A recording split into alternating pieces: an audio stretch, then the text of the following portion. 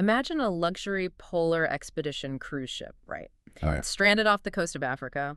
There is a deadly outbreak of a virus on board, and this virus is exclusively spread by mice and rats. Right.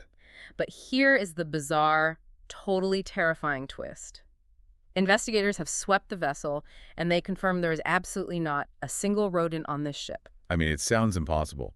We are talking about a totally closed environment. Yeah. A ship that has been at sea for weeks, cut off from the mainland, and somehow a virus that relies entirely on wild animals to spread has breached the hull and triggered this massive international medical emergency. It's wild. So welcome to this deep dive. Today, we are looking at a stack of news reports from the AP, The Guardian, and the New York Times. Some really tense reporting in these. Very tense. We are unpacking the harrowing situation aboard the Dutch cruise ship, the MV Hondius.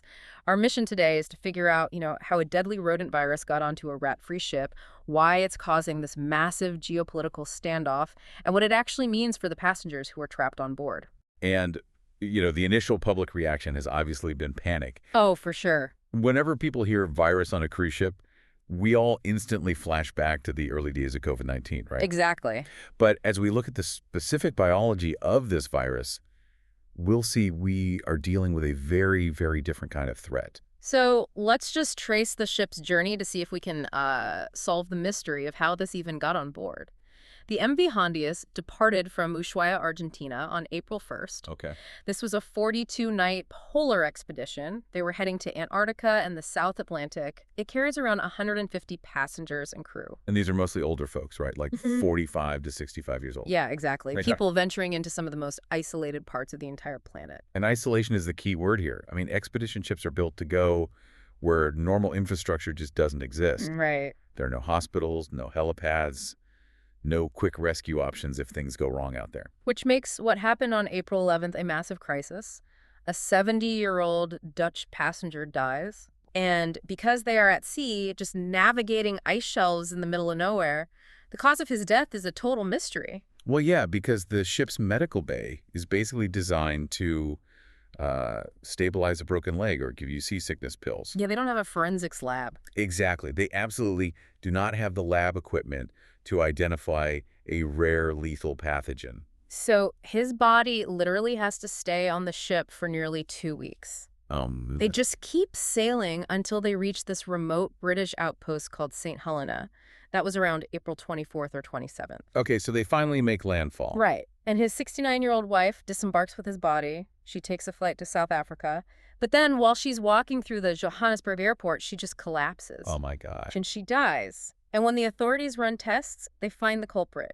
She tests positive for hantavirus. Which is just a totally baffling diagnosis for someone stepping off a luxury cruise. Right. It makes no sense. To understand why health officials were so shocked, we need to quickly look at what hantavirus actually is. Yeah, explain that for us. Simply put, it is a severe infectious disease. You get it by inhaling dust that is contaminated with the droppings, urine, or saliva of infected rodents. Okay, wait. Beyond the gross factor of inhaling rat droppings, what does this virus actually do to you? It causes a condition known as hantavirus cardiopulmonary syndrome. Okay, what does that actually mean for the body? Basically, the virus attacks the lining of your blood vessels.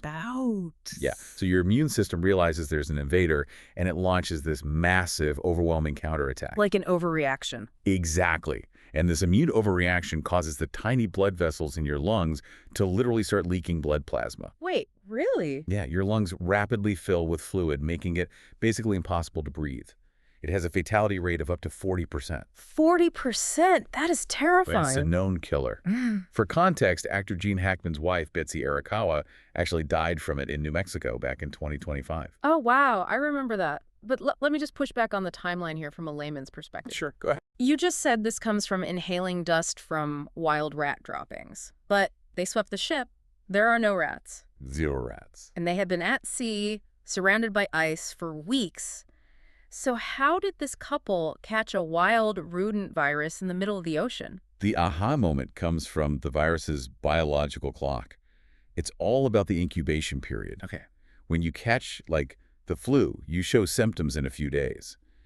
Hantavirus is completely different. It replicates so slowly that your immune system doesn't even notice it for a long time. How long are we talking? The incubation period can be anywhere from 1 week to an astonishing 8 weeks. Wait, 2 full months? Up to 2 months, yeah. That flips everything we know. If it takes 8 weeks, the exposure had to happen way before they even boarded the ship. You hit the nail on the head. Hmm. Dr. Maria Van Kerkhove, she's an epidemiologist at the World Health Organization. She looked at this massive window. And what did she say? Her working theory is that the passengers were infected off the ship back on land in Argentina before the April 1st departure. Oh, I see. Yeah, people on these trips love nature.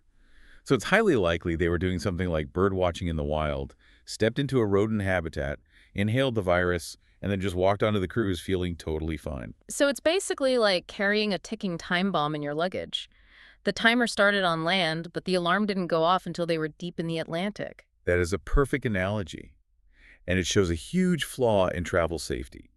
The cruise line requires health checks before boarding. Right, like temperature scans. But a temperature scanner is totally useless against a virus that is just quietly sitting in your system for weeks with 0 symptoms. Man. Okay, but if the infection happened in Argentina weeks ago, why are other people on the ship suddenly getting sick right now?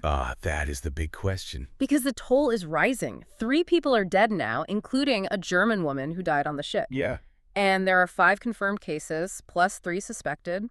A British guy is in the ICU, and a Swiss man actually tested positive after he flew all the way back home. And that Swiss man perfectly proves the long incubation period. He flew across the world before he even felt sick. Right. But we just learned this comes from rat droppings. If there are no rats to provide new droppings on the ship, how are these people catching it? Yeah, it's alarming. Are they catching it from each other? I mean, are we looking at the next COVID-level pandemic here? Well, the lab tests gave us the answer, and it's a very specific one. They are infected with the Andes strain of hantavirus. The Andes strain. Okay, what makes that different? It's mostly found in Argentina and Chile. And it is the rare exception in the hantavirus family because it actually can be transmitted from human to human. Wait, a virus with a 40% fatality rate can spread from person to person. That sounds catastrophic. It sounds like a movie plot, but the WHO emphasizes that the risk to the general public is actually very low. How can the risk be low if it spreads between people? Because of how it spreads. Let's contrast it with COVID-19. COVID is like smoke, right? Right, it's in the air. Exactly. If someone smokes in a room, the smoke fills the space and everyone breathes it in. Hantavirus is not like smoke. It behaves a lot more like poison ivy. Poison ivy, so you have to touch it. Basically, yeah. Yeah. You don't get poison ivy just by being in the same forest. You have to physically brush against it. Ah, I get it. For this Andes strain to spread between humans, it requires extremely intimate, close contact. We're talking sharing a bed, sharing bodily fluids, or being in the very immediate breathing space of a sick person. Oh, okay, so it's not traveling through the ship's air vents. No, not at all. But still, we're talking about a floating quarantine. They are anchored off the coast of West Africa, near Cape Verde. Right. And 150 people are isolated in their cabins. I read these cabins are only like 12 to 26 square meters. That is tiny, just the size of a small hotel room or a closet. Yeah, so sharing a tiny room like that is exactly the kind of close contact you mentioned. Exactly. The human-to-human spread is likely just between spouses or roommates sharing that tiny space. Even so, being trapped in a tiny room on a plague ship sounds like a psychological nightmare. But amazingly, the passengers say morale is actually high. Wait, really? How are they managing that? Yeah, passengers like Cozumel Hato and Helene Gassert told reporters they are just reading, watching movies, and the crew brings fresh fruit to their doors. Well, fruit always helps. It does. But they also said they are getting very accurate, regular information. The ship has level 3 hygiene and isolation protocols in place. That makes sense. Panic usually comes from the unknown. When you actually tell people how the virus works, that it's not creeping under the door like smoke, they stay calm. Exactly. But calm or not, they need an actual hospital for the sick people.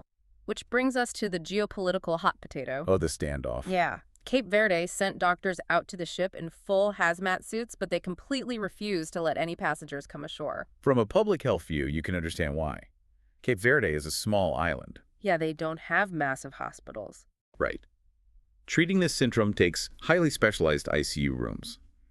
If a 40% lethal virus gets loose there, their entire healthcare system could collapse. Their job is to protect their own citizens. So because they were turned away, the ship plans to sail 3 to 4 days north to the Canary Islands, which belong to Spain. Okay.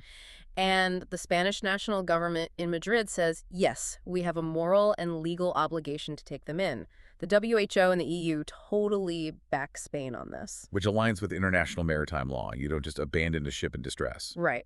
But the local regional leader of the Canary Islands, a guy named Fernando Clavijo, is flat out refusing. He says he won't let them dock because there are no safety guarantees. And there it is, the ultimate logistical nightmare of international waters. How can a local mayor just defy the World Health Organization and his own national government when people urgently need an ICU? It's the classic clash between humanitarian law and local fear. Abstract treaties don't matter much to a local politician whose main instinct is protecting his voters. Yeah, I suppose. Even if the WHO promises it only spreads like poison ivy, the locals just see a deadly virus, one tear in a hazmat suit, and it's in their town. Local fear almost always beats international law. So what happened to the critically ill people while the politicians were arguing? They had to bypass the standoff. They actually sent 2 specialized medical aircraft to Cape Verde. Oh, wow. Yeah, they managed to medically evacuate the most critical patients right off the ship and fly them all the way back to the Netherlands for treatment. Doing an emergency medevac from a ship with level 3 biocontainment sounds incredibly difficult. It is an absolute feat of emergency logistics. So now the ship is sailing toward the Canary Islands with 3 extra doctors they brought on board, just hoping Spain figures it out by the time they get there. And keeping a very close eye on everyone, because with that 8-week incubation, the clock is still ticking. It really leaves you with this fascinating kind of dark paradox about modern travel. What do you mean? Well, think about it. People pay premium prices to take these expedition cruises, right? They go to the deep wilderness of Argentina or the ice of Antarctica specifically to escape modern civilization. Right, to find untouched nature. Exactly. But by going so deep into untouched nature, we accidentally expose ourselves to these ancient, untamed biological risks. That is so true. We want to get away from it all, but we end up bumping into a virus that's just been living in a mouse population for centuries. And because of planes and cruise ships, you can inhale that virus in a forest and then comfortably travel across the globe for 2 months before your body even knows it's under attack. All the health checks in the world can't stop us from bringing those wild risks right back into our modern cities. It's like invisible baggage. Invisible baggage. I Yeah. like that. It is a very sobering thought. Keep that in mind the next time you book a trip to the middle of nowhere. Thank you for joining us on this deep dive into the sources today. We will catch you next time.